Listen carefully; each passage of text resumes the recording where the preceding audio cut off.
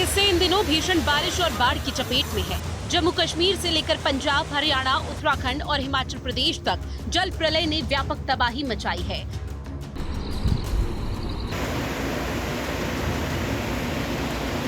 स्थिति की गंभीरता को देखते हुए केंद्र और राज्य सरकारें राहत कार्यों में जुटी हैं, लेकिन चुनौती अभी भी बरकरार है। जम्मू कश्मीर के कई हिस्सों में मूसलाधार बारिश के चलते बाढ़ जैसे हालात बन गए हैं। नदी नालों के उफान पर आने से निचले इलाके जलमग्न हो गए हैं। जम्मू में बाढ़ से 2 और लोगों की मौत हो गई। कठुआ में बादल फटने से 7 लोगों की मौत हो गई। जम्मू संभाग में अब तक 56 लोगों की मौत, किश्तवाड़ में बादल फटने से 65 की मौत।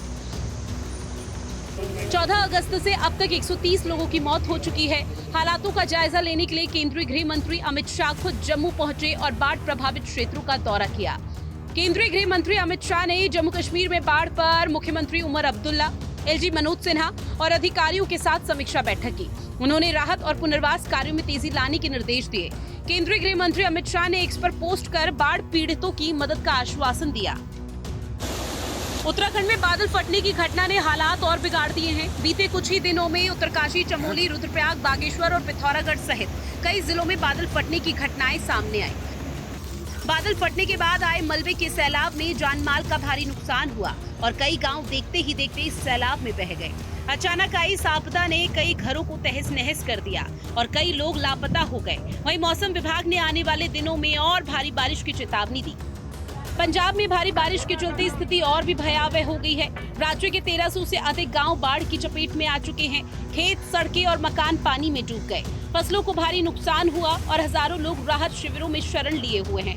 पंजाब के फाजिलका और फिरोजपुर में सतलज, व्यास और रावी नदियों के जलस्तर बढ़ने से बाढ़ जैसे हालात पैदा हो गए। हिमाचल प्रदेश में भारी बारिश ने पहाड़ों में कहर बरपा दिया है। लैंडस्लाइड, सड़कों के धंसने और पुल टूटने की घटनाओं ने हिमाचल को पूरी तरह से अस्त व्यस्त कर दिया। स्थिति की गंभीरता को देखते हुए राज्य सरकार ने हिमाचल को आपदा प्रभावित राज्य घोषित कर दिया।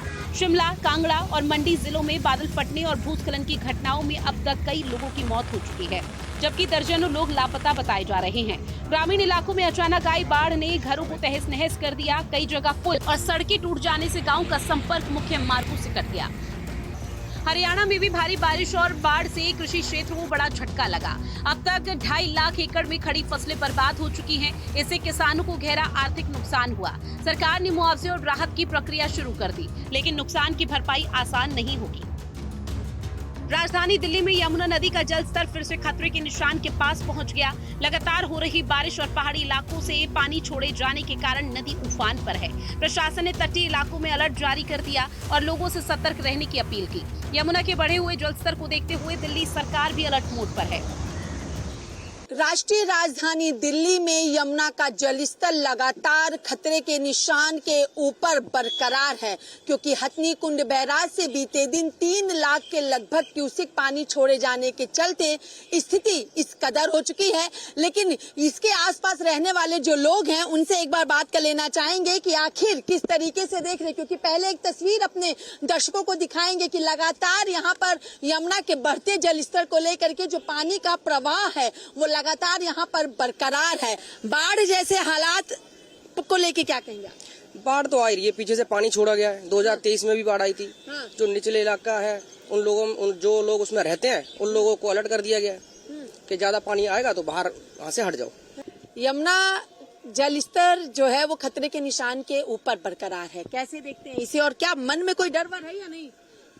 देखो, डर तो किसी प्रकार का भी नहीं है। ऐसा ये पहली बार नहीं हो रहा। जब भी पानी आएगा इतनी हाइट पर हम बहुत बार देख चुके हैं। हम बाई बर्थ दिल्ली से हैं और जमुना पार से हैं, नवीन शाहदरा से हैं, और अब तक सिर्फ एक बार ही भयंकर तरीके से पानी आया गया है, और वो भी मेरे ख्याल से अप्रॉक्स 40 and 45 ईयर्स पहले।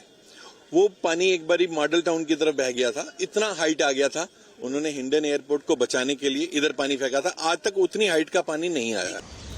देश के उत्तरी हिस्सों में बारिश और बाढ़ ने एक बार फिर से प्राकृतिक आपदाओं के प्रति हमारी तैयारियों पर सवाल खड़े कर दिए।